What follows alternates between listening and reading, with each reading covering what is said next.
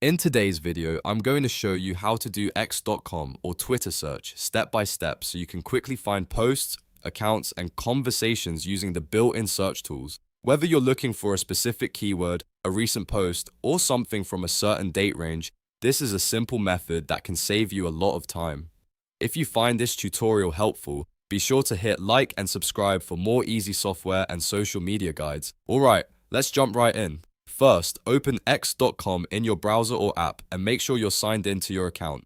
Once you're on the platform, look for the Explore section. This is where X gives you access to search and trending content all in one place. Tap or click Explore and you'll see the search bar at the top of the page. Now type in the keyword, phrase, username, or topic you want to search for. After that, hit enter or press the search icon. X will immediately load the results based on your search term, and you'll usually see posts, people, photos, and other related content. This is the fastest way to begin searching on X, especially if you just want general results. If you want to narrow things down even more, look next to the main search bar for the three dots icon. Click those three dots and you'll see additional search options. From there, select Advanced Search. This is where X becomes much more powerful because you can search by date, specific words, exact phrases, hashtags from specific accounts, and more.